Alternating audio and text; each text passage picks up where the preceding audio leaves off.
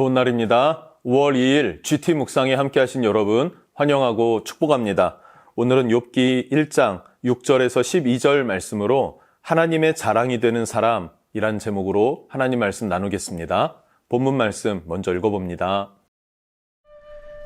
하루는 하나님의 아들들이 와서 여호와 앞에 섰고 사탄도 그들 가운데 온지라. 여호와께서 사탄에게 이르시되 내가 어디서 왔느냐? 사탄이 여호와께 대답하여 이르되 땅을 두루돌아 여기저기 다녀왔나이다. 여호와께서 사탄에게 이르시되 네가 내 종 욥을 주의하여 보았느냐? 그와 같이 온전하고 정직하여 하나님을 경외하며 악에서 떠난 자는 세상에 없느니라. 사탄이 여호와께 대답하여 이르되 욥이 어찌 까닭없이 하나님을 경외하리이까? 주께서 그와 그의 집과 그의 모든 소유물을 울타리로 두르심 때문이 아니니까. 주께서 그의 손으로 하는 발을 복되게 하사 그의 소유물이 땅에 넘치게 하셨음이니이다. 이제 주의 손을 펴서 그의 모든 소유물을 치소서. 그리하시면 틀림없이 주를 향하여 욕하지 않겠나이까? 여호와께서 사탄에게 이르시되 내가 그의 소유물을 다 내 손에 맡기노라. 다만 그의 몸에는 내 손을 대지 말지니라. 사탄이 곧 여호와 앞에서 물러가니라. 네, 오늘 6절부터 8절 말씀을 보면요. 우리가 정말로 쉽게 이해하기는 조금 어려운 상황이 그려지고 있습니다. 6절부터 봅니다. 하루는 하나님의 아들들이 와서 여호와 앞에 섰고 사탄도 그들 가운데 온지라. 하나님의 그 천국이겠죠. 하나님의 나라이겠죠. 그런데 그곳에 사탄도 있었다라는 거예요. 사탄도 있었다. 뿐만 아니라 7절입니다. 여호와께서 사탄에게 이르시되 내가 어디서 왔느냐? 사탄이 여호와께 대답하여 이르되 땅을 두루돌아 여기저기 다녀왔나이다. 8절 여호와께서 사탄에게 이르시되 내가 내 종 요셉을 주의하여 보았느냐? 그와 같이 온전하고 정직하여 하나님을 경외하며 악에서 떠난 자는 세상에 없느니라. 7절과 8절은 하나님과 그 사탄이 대화하는 그런 장면을 묘사하고 있습니다. 이것이 가능한 것인가? 하나님 나라에는 악한 것이 전혀 없다라고 했는데 어떻게 악의 근원이 되는 사탄이 하나님 앞에 섰는가 하는 것이죠. 이것에 대해서 학자들은 두 가지의 주장을 하게 됩니다. 첫 번째는 이것은 시가서에 해당하죠. 욥기, 시편, 잠언, 전도서, 시가, 아가서까지 해서 시가서에 해당되는 지혜문학입니다. 그래서 문학적인 표현이었다라고 설명을 하는 것이죠. 이 천상의 회의가 문학적 표현이다. 예를 들어서 우리가 철로역정과 같은 책이 있지 않습니까? 그것이 우리에게 성경은 아니지만 신앙에 큰 도움을 주죠. 그와 같은 그런 지혜문학이기 때문에 그렇게 그려 넣었다라고 주장하는 학자들이 있고요. 또 하나는 사탄도 영적 존재이기 때문에 하나님 앞에 서는 것이 가능하다. 이건 사실이다. 영적인 사실이다라고 주장하는 학자들이 있습니다. 그럼에도 불구하고 철저히 하나님이 허락하신 범위 안에서 사탄도 통제되는구나라는 것을 우리는 알 수 있다는 것이죠. 사실 성경과 또 영적인 세계에 대해서 우리가 100% 다 이해할 수 있는 영역은 아닙니다. 하나님께서 우리에게 말씀해 주시고자 하는 것은 세상의 모든 이치, 영적인 것과 이 땅에서의 모든 이치들을 다 설명해 주는 것이 목적이 아니라 죄인된 우리가 예수 그리스도로 말미암아 구원을 얻는 그 사실, 그 복음에 초점을 맞추고 계십니다. 예수님께서는 나의 죄를 위해서 십자가에 못 박혀 죽으심으로 나를 대신한 죽음으로 인해서 나는 살게 되었던 그 사실을 우리로 하여금 알고 믿게 하는 것, 이것이 성경을 기록한 첫 번째 목적이고 이 땅을 살아가는 우리들을 향한 하나님의 첫 번째 계획입니다. 그래서 그 외적인 영적인 세계에 대해서든 그 외적인 우리가 너무나 궁금한 것들이 많이 있지 않습니까? 근데 그것을 다 이해하기는 어렵다는 것이죠. 속성적으로도 그렇고요. 하나님을 어떻게 우리가 다 이해할 수 있겠습니까? 그래서 신앙은 이해하는 것이 아니라 믿는 것이죠. 믿으면 이해가 되고 또 이해가 되면 또 이해되는 만큼 받아들이면 되는 것, 사실을 바로 믿는 것, 그것이 우리에게는 매우 중요합니다. 그래서 우리의 믿음을 깨트리려고 하는 원수 마귀, 사탄도 있다. 그의 존재는 분명하다라는 것 또한 오늘 성경은 말해주고 있습니다. 7절 말씀을 보면요. 하나님이 뭐라 그래요? 너 어디 갔다 왔니? 라고 하니까 사탄이 이 땅을 두루돌아 여기저기 다녀왔다라고 말하죠.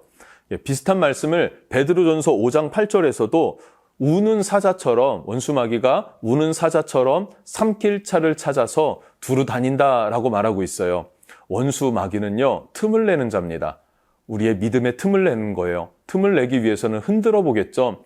흔들다가 틈이 생기면 어떡합니까? 그 틈을 헤집고 들어가서 가룟 유다에게 예수 팔 마음을 넣었던 것처럼 우리의 심령에 들어와서 우리로 하여금 불신앙의 마음을 넣게 되더라. 하나님을 향한 마음이 아니라 나를 위한 삶을 살게, 그런 하나님의 어떤 적대적인 마음, 하나님을 향한 마음을 깨트리는 그런 사탄의 일들이 일어난다라는 것을 또한 이야기를 해주고 있는 것이죠. 이것이 하늘에서 일어나는, 영적인 세계에서 일어나는 사실이다라는 것을 우리가 받아들이면 좋을 것 같습니다. 9절과 10절을 보면은 그 욥을, 의로운 욥을 원수 마귀가 폄하하고 그리고 참소하는 모습들을 보게 됩니다. 9절입니다.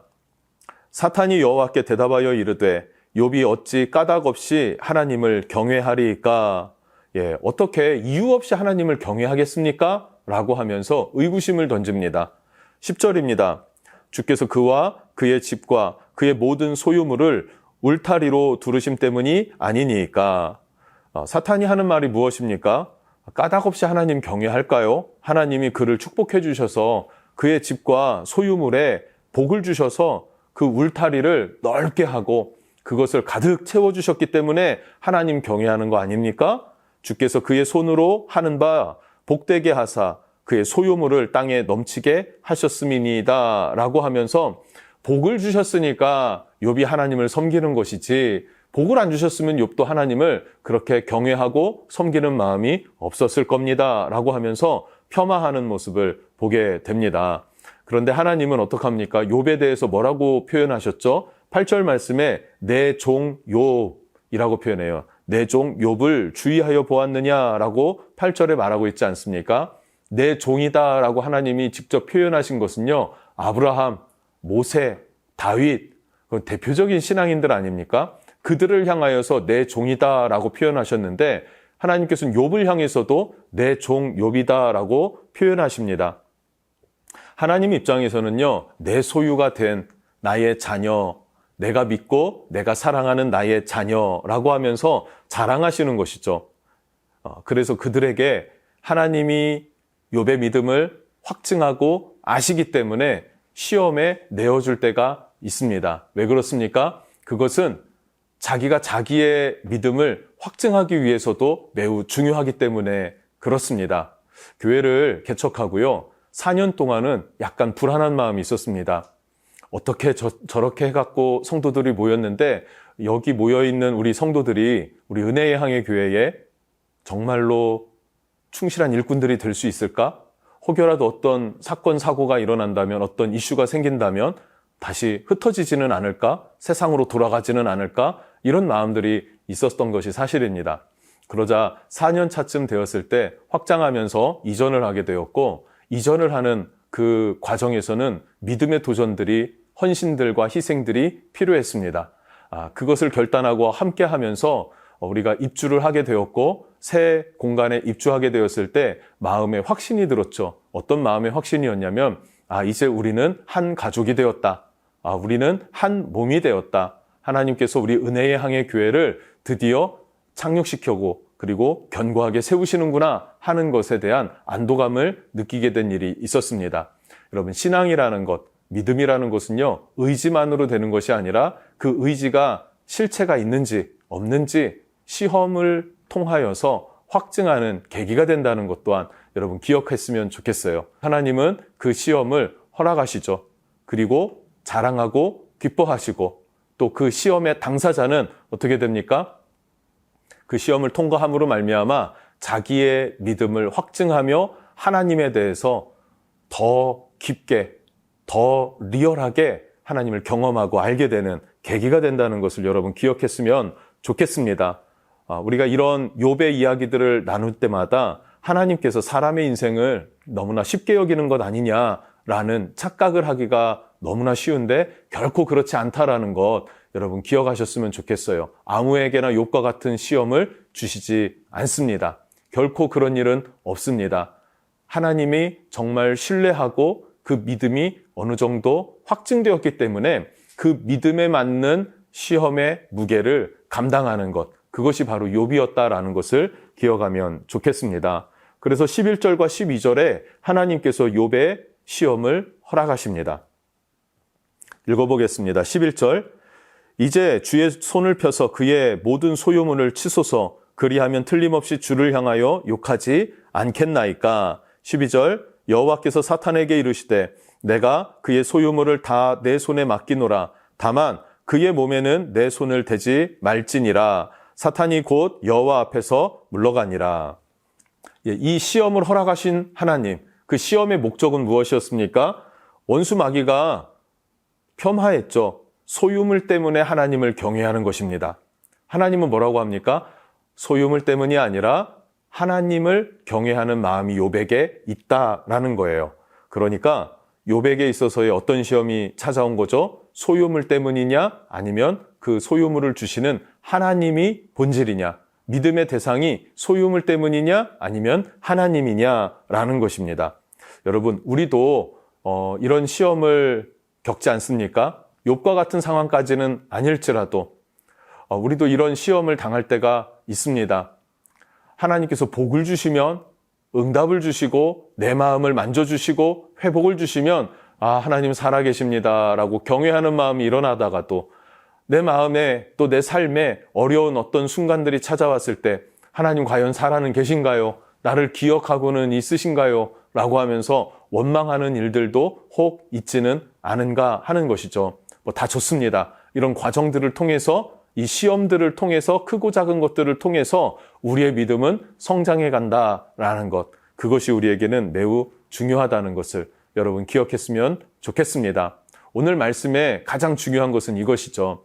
아무에게나 이런 욥과 같은 환난과 시험을 주시는 하나님이 아니시다라는 것이며, 욥과 같이 하나님께서 내 종이다라고 확증된 사람, 그 사람을 하나님은 자랑하기를 원하십니다. 자랑하고 높이 세우기를 원하시는 하나님이시다라는 것이죠. 우리의 믿음도 예수 그리스도의 장성한 분량에 이르기까지 자라날 수 있는 저와 여러분이 되었으면 좋겠습니다. 기도하겠습니다. 좋으신 하나님 감사합니다. 욥의 삶에 참소하는 자, 폄하하는 자, 원수 마귀가 찾아옵니다.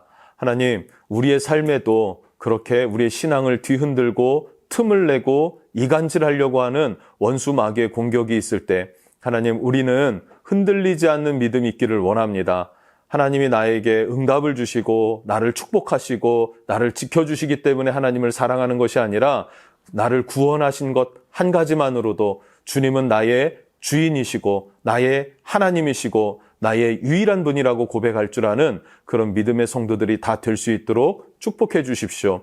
때로는 우리의 삶에 시험이 찾아올지라도 넘어지지 아니하고 굳건히 서서 이겨내는 믿음의 사람들이 될 수 있도록 주의 성령께서 붙드시고 인도하여 주시옵소서. 예수님의 이름으로 기도합니다. 아멘.